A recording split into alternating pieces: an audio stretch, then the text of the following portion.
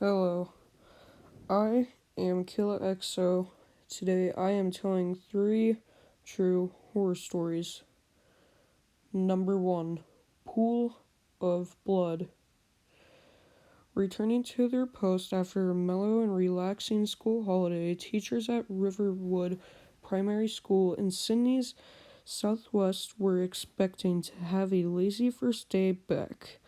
Nothing could have been repaired for them for what they stumbled upon to when they entered the school cubby that day. However, on the floor was a pool of blood, later established to a human in being more liters worth. Police noted that whoever's blood it was would have needed extensive medical treatment. Because of the extreme blood loss, despite an extensive search of the surrounding and extending areas, no victim was found.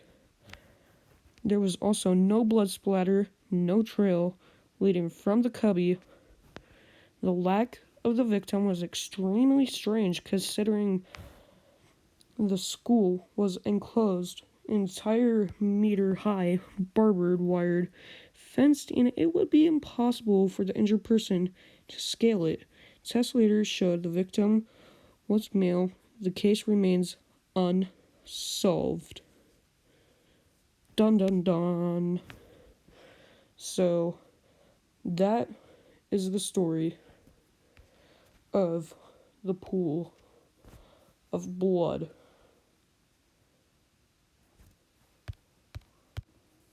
Number 2, The Girl of Church Hill. On June 12th, 1977, George Childs and his son were driving down Hillicon Road with Buckingham Township when they spotted an object in the underbrush of a steep rise known as Church Hill. He drove across the railroad tracks and headed up the hill to get a closer look. He and his son then made a terrifying discovery of a naked body of a woman laying face down 10 feet down the slope. They continued driving onto the next house, asked of the owner to call the police. 15 minutes later, the area was swamped with police officers. A team of officers and paramedics were tasked with turning the body over, and it was only when that the true extent of the crime revealed.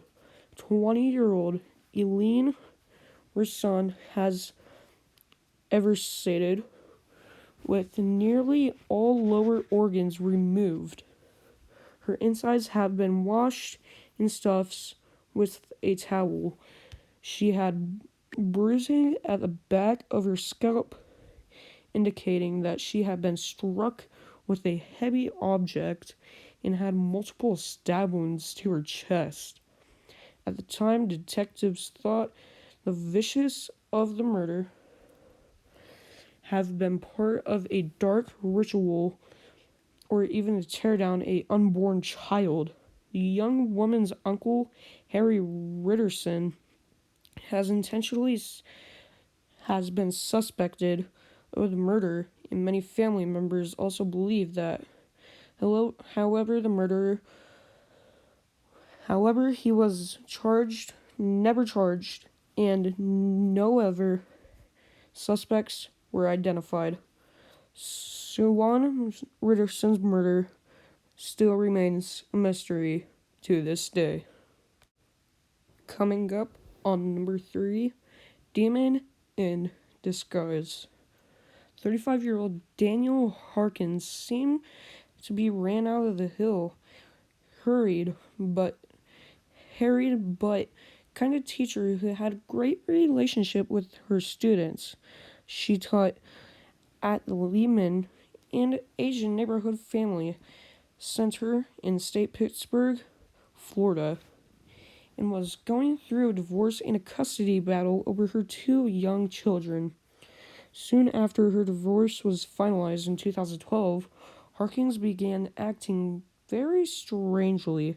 She developed in a financial interest of religion, in particular angels and demons, and pitched up at a fellow teacher's house one day telling her, "You're okay, and you don't have any demons." On the 9th of June 2012, Danielle Harkins got a group of her students to join her creating small bonfire near State's Pittsburgh Pier.